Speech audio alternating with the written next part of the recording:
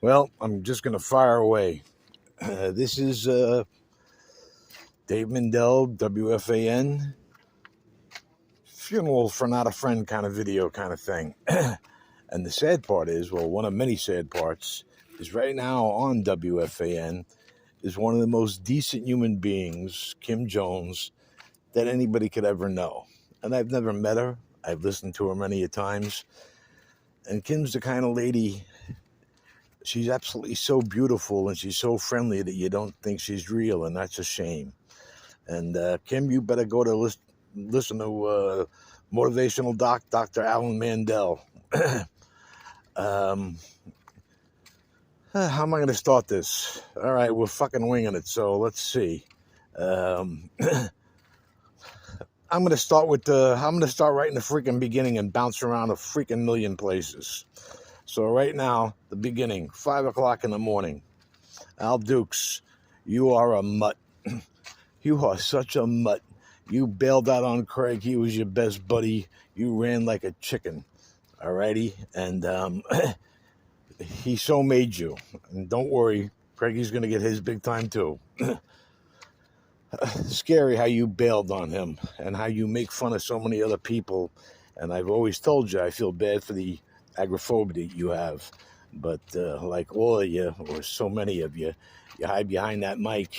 And that's terrible what you do as far as being even a friend to the guy. So you're toast. Jerry Recco, all I know is that you are one hardworking young man that has great kids and cares about his family. You love the sports, and it's just too bad that you're associated with all these people. You're a really decent guy, and I wish you the greatness in life. Let's see. Who else is there? Oh, yeah. Bummer Esiason, Boomer. We've really never spoken face-to-face many a time, but we've met. And I've said this about you since day one. The one thing nobody can ever take from you is that you are beyond a hero with what you've done for the cystic fibrosis. And I told you many a time, and the years gone by now, so I can say this, that lady in Northport with 2 kids that was in my Uber, she mentioned you, whatever it was, I mentioned you first, and she told me how hard you truly work, and you'll always be a hero for that.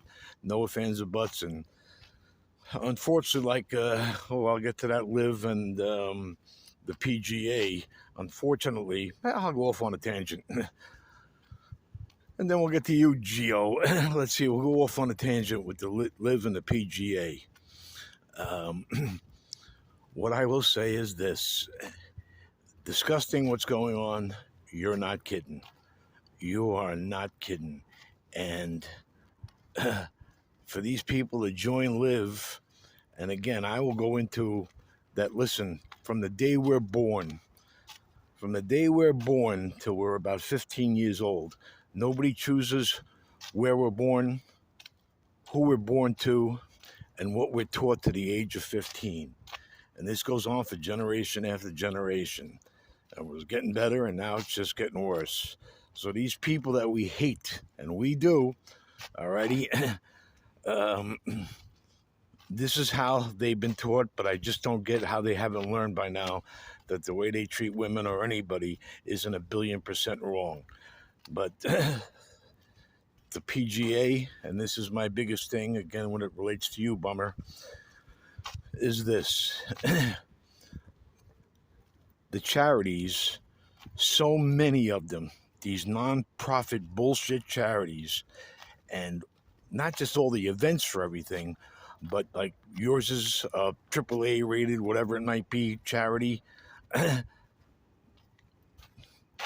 How does the PGA that talks about raising millions upon millions, 30 million here, 30 million there, alrighty, where does the money go? And it just come out that these golfers are truly upset about that.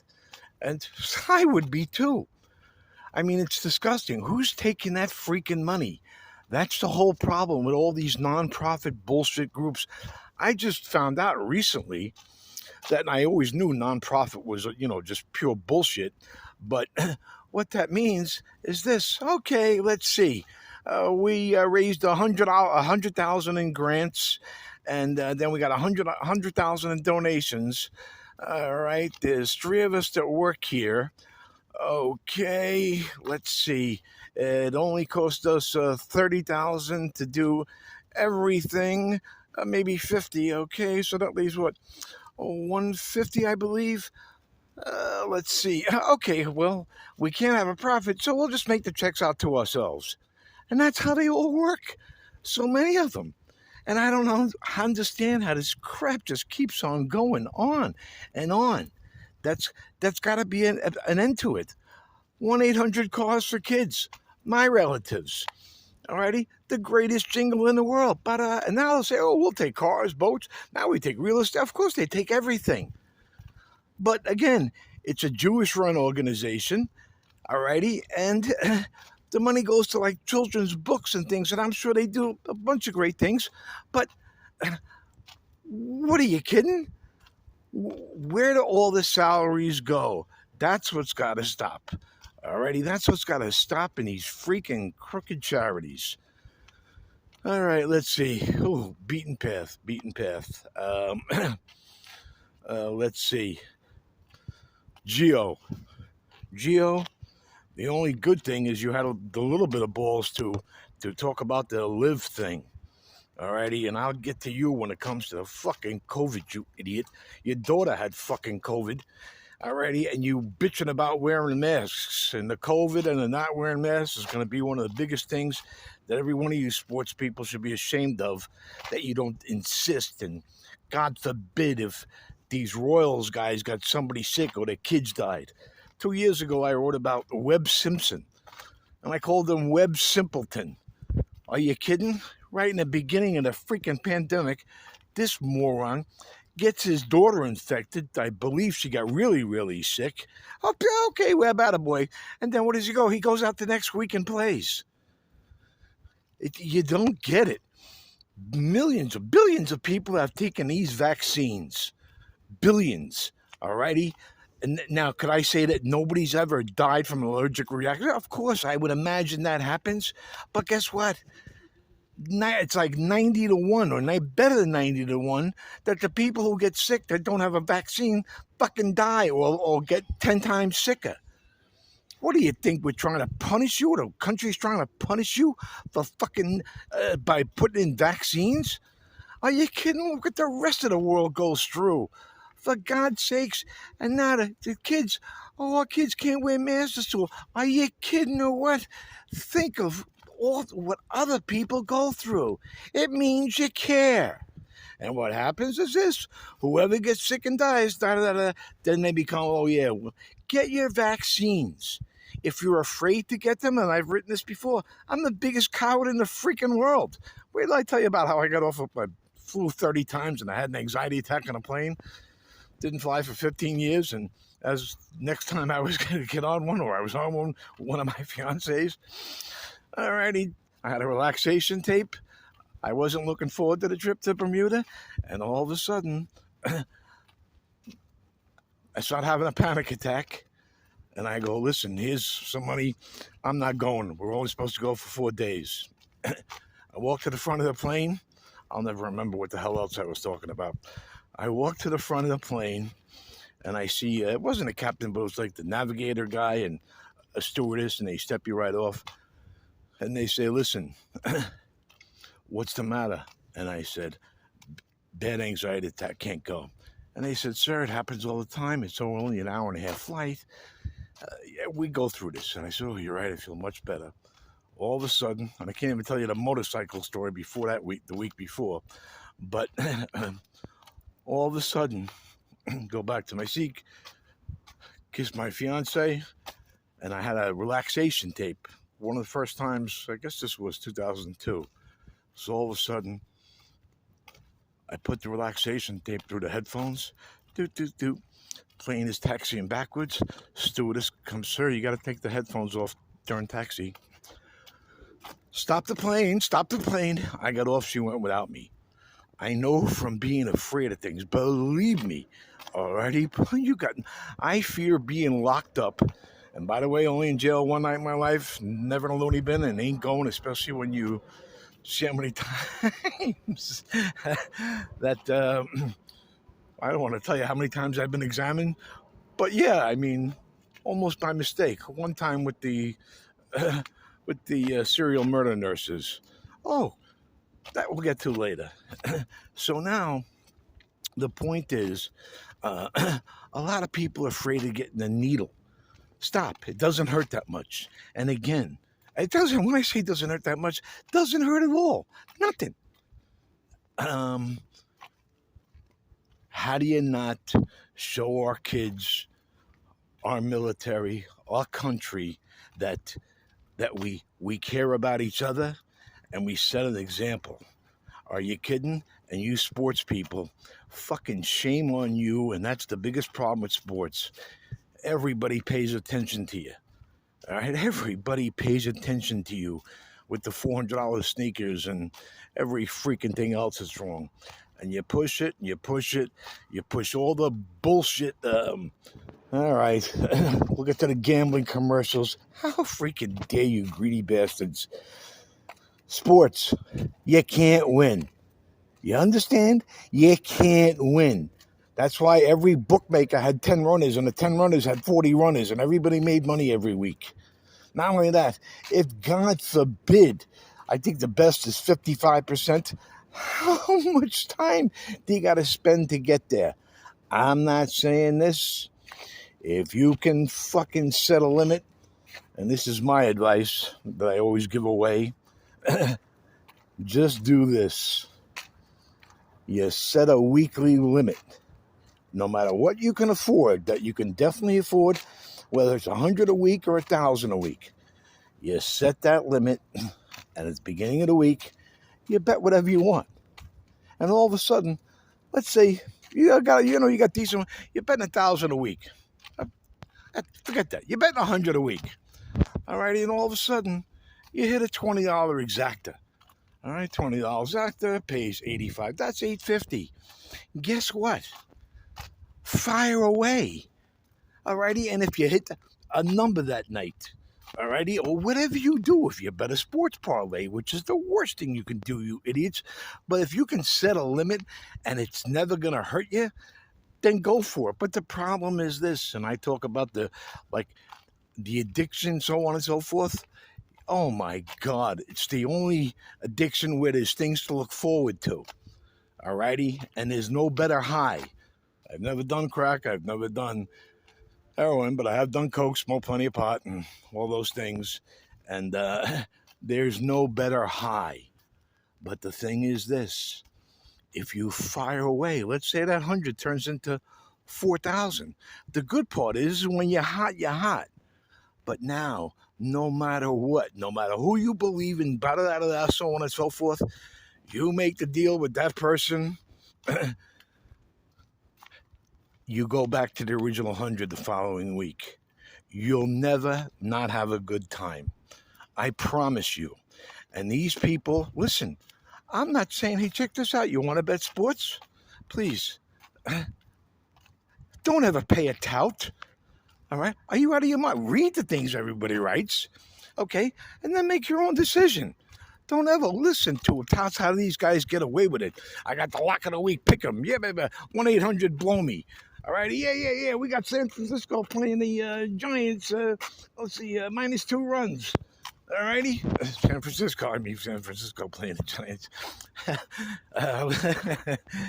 All right. Let's put it this way. We got the Jets playing the Giants, and the Giants are 4-point favorites as our pick of the week.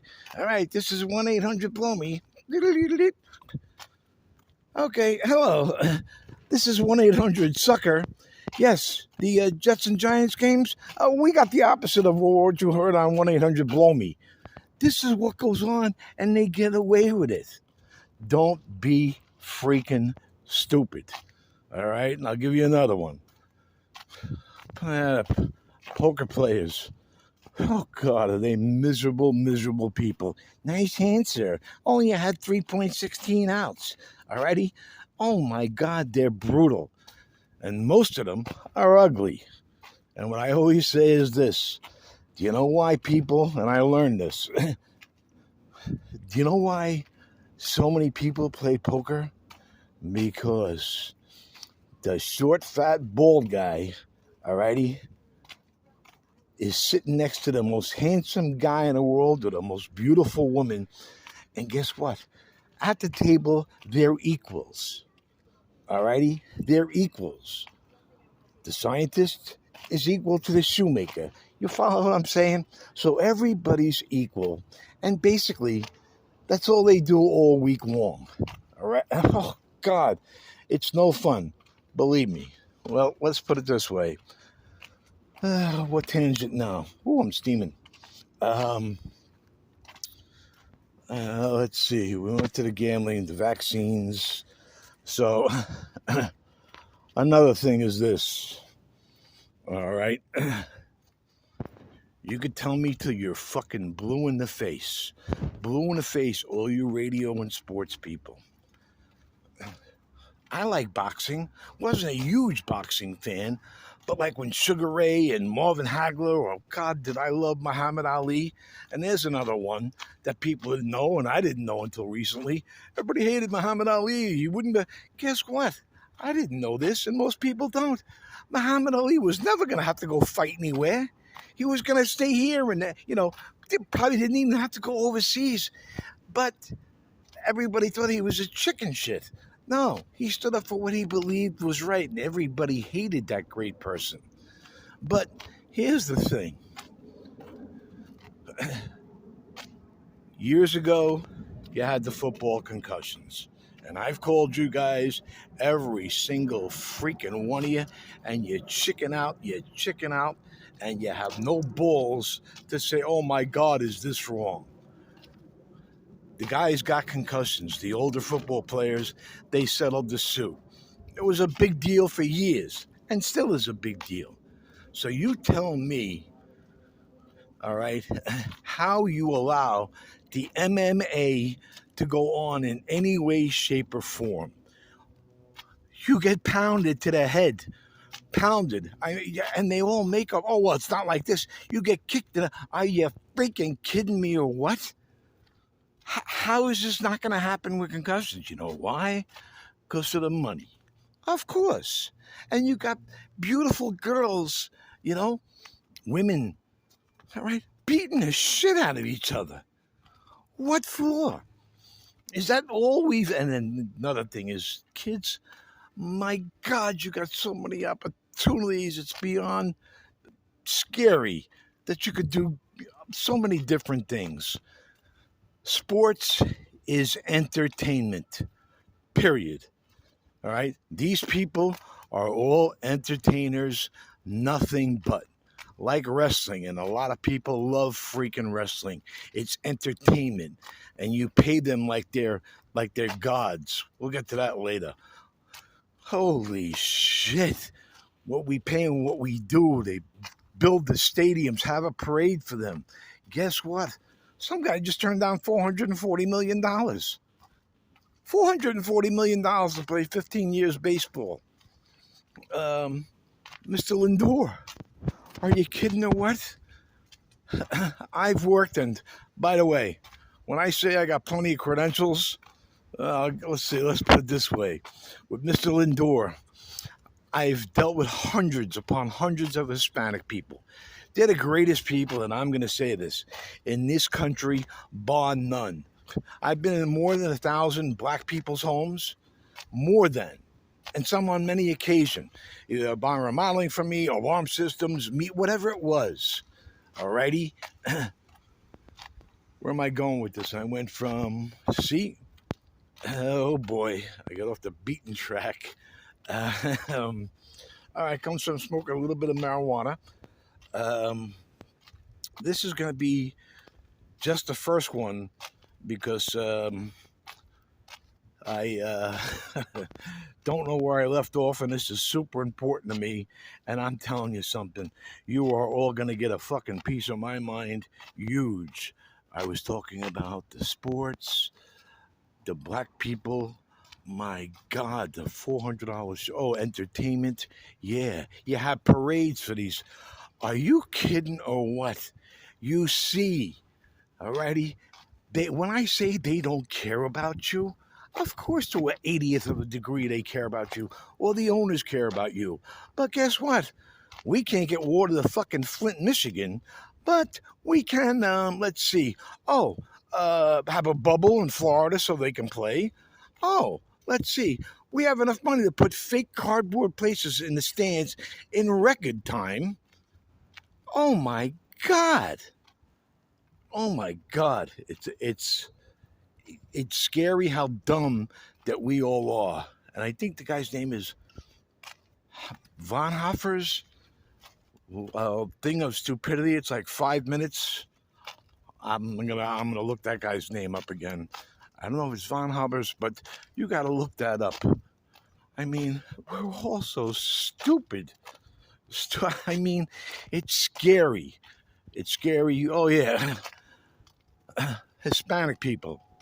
Now I know what I'm talking about, Mr. Lindor. As I said, I owned a remodeling company for years.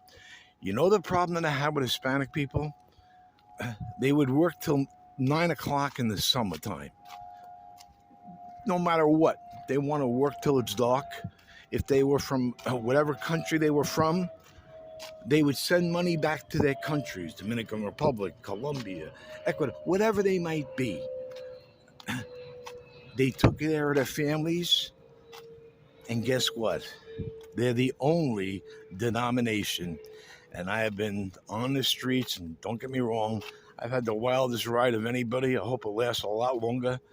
But when I say on the streets, yeah, let's see. See that? That's where I take a shower right there for the last 2.5 years or a little more. And I shit in bags every morning. But back to the Hispanic people. When I hitchhike around, I've had to hitchhike over a few years. 95% of the time, it's Hispanic people picking me up. If I'm on a street corner with a sign, and I never ask anybody for a quarter, but if I'm on a street corner with a sign looking for a job or what have you, alrighty, it's 95% Hispanic people help you out. I sit in front of a gas station for hours for over the years, alrighty. 99.3% of Americans and I'm always dressed nicely. And when I say dressed nicely, but I never ask people. I'm never drunk asking. Nobody, okay? Next to fucking nobody helps you out. Hispanic people do. Americans don't.